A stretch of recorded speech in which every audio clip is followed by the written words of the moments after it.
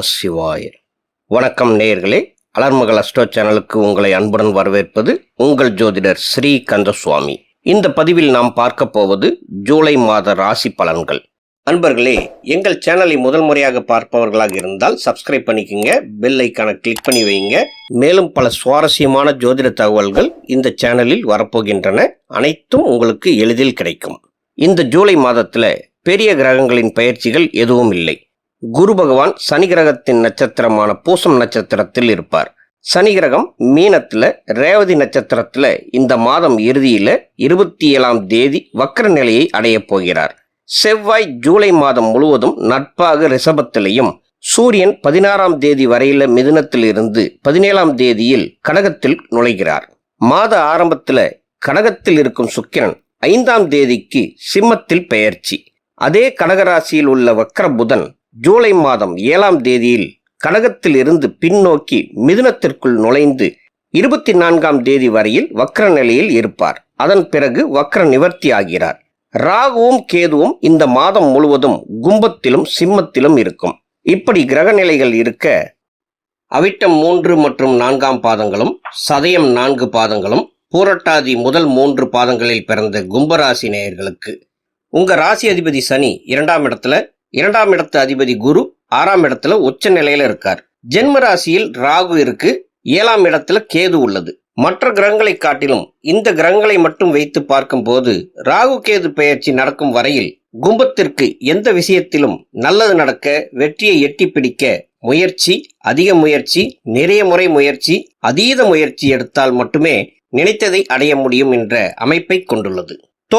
தொழில் மேன்மை மற்றும் வியாபாரம் என்று பார்க்கையில் ராசிக்கு 10ஆம் இடத்து அதிபதி செவ்வாய் 4ஆம் வீட்டில் இருந்து 10ஆம் வீட்டை பார்ப்பது நல்லது. கேந்திரஸ்தானத்தில் செவ்வாய் இருப்பது ரொம்ப நல்லது. தொழில் வியாபாரத்துல ஒரு முன்னேற்றத்தை தரும். ஆனாலும் சனியோடைய பார்வை செவ்வாய் மீது விழுவது சரியான நல்ல விஷயம் இல்லை. இதனால ஏதாவது சிக்கல்கள் வந்துகிட்டே இருக்க வாய்ப்பு இருக்கு. 7.5 சனி காலமும் இன்னமும் முடியல என்பதால புதிய விஷயங்கள் தொழில் செய்யும் இடத்துல புகுத்தலாம்னு நினைக்கிறது, தொழிலிலோ தொழில் ஸ்தாபனத்திலோ ஏதாவது ஒரு புது மாற்றம் செய்ய நினைப்பது, இல்ல பெரிய தொகை இன்வெஸ்ட் பண்ணணும்னு நினைச்சீங்கன்னா எல்லாமே அடுத்து நிகழப்போகும் ராகு கேது பெயர்ச்சிக்கு அப்புறமா பண்றது நல்லது.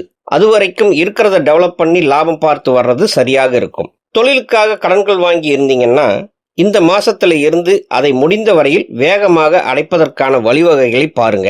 புதுசாக கடன் வாங்குவதை தவிர்க்க பாருங்க. லாபஸ்தான அதிபதி குரு 6ஆம் வீட்டுல இருக்கிறது கடன் வாங்க தூண்டிவிடும். இந்த சமயத்துல வாங்குற கடன் திருப்பி அடைக்க முடியாம சிக்கல்கள் வர வாய்ப்பு இருக்கு என்பதனால் தான் கூறுகிறேன். வேலைக்கு போயிட்டு இருக்கிறவங்களுக்கு வேலை ஸ்மூத்தாக போகும், பிரச்சனைகள் பெருசா இருக்காது. வேலையில பாலிடிக்ஸ் ஏதும் இருந்தாலும் நீங்க எதையும் கண்டுக்காம நீங்க உண்டு உங்க வேலை உண்டுன்னு இருந்துட்டா எந்த பாதிப்புகளும் இல்லை. அதிகமாக யார்கிட்டையும் பேச்சுவார்த்தை வச்சுக்க வேண்டாம். நீங்க பேசாம இருக்கணும்னு நினைச்சாலும் சுற்றி இருக்கிறவங்க வாயை கிண்டி பார்க்க நினைப்பாங்க. நீங்க பொறுமையாகவே இருக்க பாருங்க. இந்த மாசத்துல வேலை மாற்ற நினைப்பவர்கள் முயற்சிகளை கைவிடாமல் தொடர்ந்து தேடினால் கண்டிப்பாக நல்ல வேலை கிடைத்துவிடும். நான் ஆரம்பத்துல சொன்ன மாதிரி தான், தொடர் முயற்சி வெற்றியை தரும். சுக்கிரன் கேதுவோட ஃபர்ஸ்ட் வீக்லயே இணைவதனால அதிர்ஷ்டத்தை குறைத்து விடும். இருந்தாலும் செவ்வாய் 4ஆம் இடத்துல இருக்கிறதுனால உங்கள் முயற்சிக்கு பலன் கிடைக்கும். செவ்வாய் உங்களுக்கு வலிமையை கொடுத்து கொண்டே இருக்கும். வேலையை விட்டுட்டு புது வேலை தேடுற மெத்தடை எப்போதும் ஃபாலோ பண்ணாதீங்க. அதே போல பணத்தை கொடுத்தா வேலை வாங்கி தருவோம் என்று சொல்லும் அமைப்பை ஒருபோதும் நம்பி ஏமாந்துடாதீங்க. வெளிநாட்டு வேலைக்கு கூட பணத்தை கொடுத்து ஏமாந்து விட வேண்டாம். அதற்கான நல்ல சூழல் தானாகவே அமையும். பொருளாதாரம் மற்றும் பணப்புழக்கம் என்று பார்த்தால் பணவரவு சீராக இருந்தாலும் செலவுகள் சற்று அதிகமாகும் போல் காட்டுகிறது.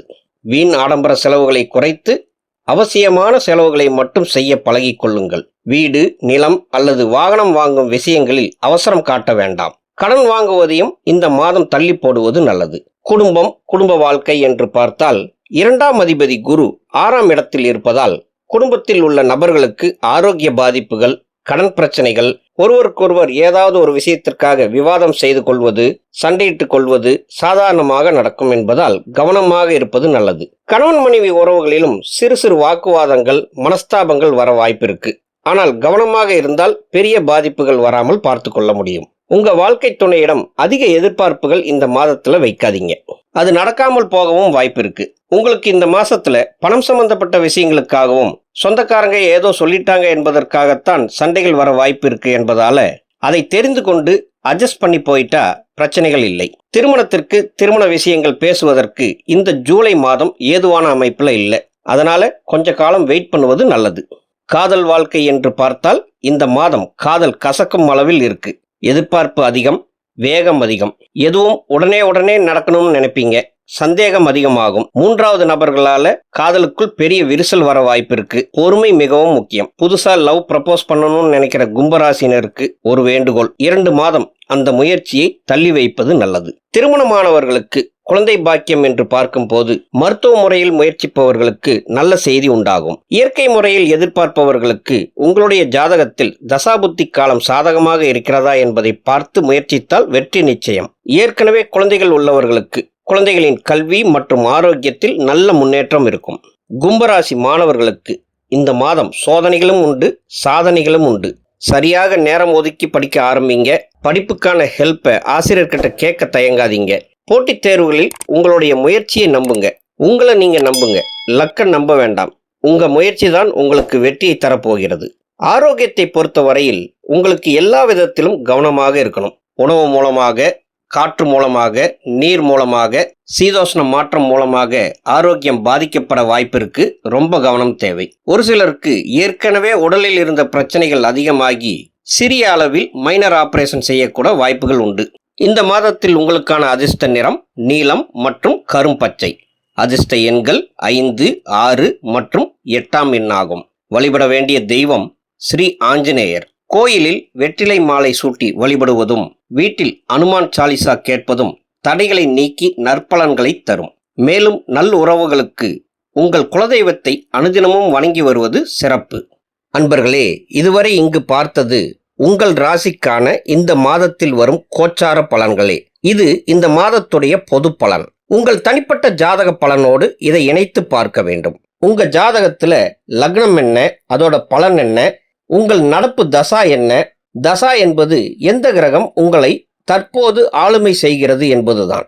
அப்போ அதோட பலன் என்ன, அதுல வரும் புத்திகால கிரக பலன் என்ன, அதோடு உங்கள் ஜனனகால ஜாதகத்தோட அடிப்படை பலன்கள், இவை அனைத்தையும் சேர்த்து வைத்து அதோட இப்ப நடக்கும் கோச்சார பலன்களையும் சேர்த்து வைத்து ஒரு முடிவுக்கு வர வேண்டும். அப்பதான் உங்களுடைய தனிப்பட்ட ஜாதக பலன்களை நீங்கள் தெரிந்து கொள்ள முடியும்.